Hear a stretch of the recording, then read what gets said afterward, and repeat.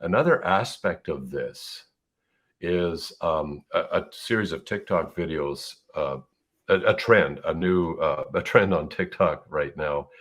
And that is usually a statement to a short video of them doing something just absolutely outrageous, crazy, life-threatening, whatever. And the statement that's stated as they're playing what they're doing is, we're all going to die, and in a while, nobody will ever remember that we lived. So blanket, and the word blank is, I've said blank because I want to maintain a certain level of class here, but it's a word that starts with F. We can all fill that blank in.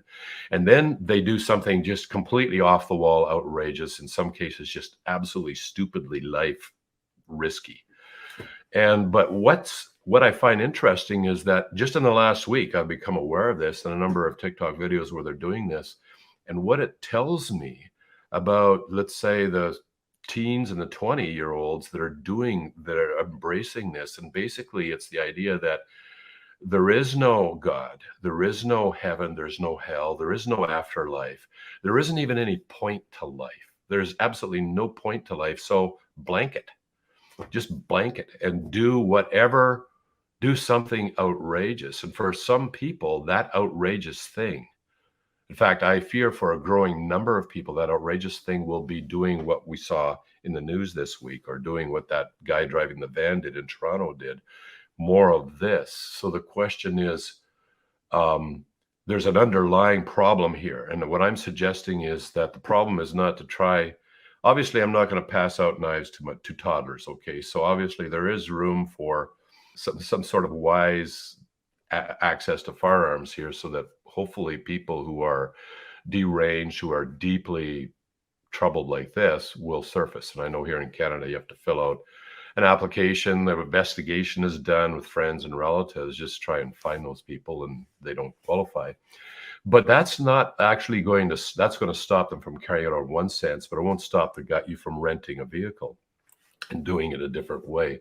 So somehow a more fundamental problem here is there is no heaven, there is no God, there is no point in life. So just blanket.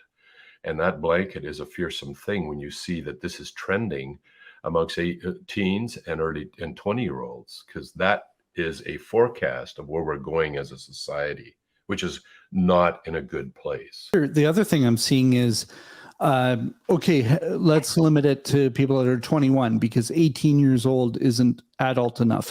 Brains aren't developed enough for this. At the same time, we want them to vote at 16. I don't get it. We want them to have complete autonomy over their bodies at 13. We don't have any consistency in terms of when people are actually responsible to make life-changing decisions. And not that a lot of people would make wise decisions at 21 anyway, because the difference between 18 and 21 for this man wouldn't have probably been a lot.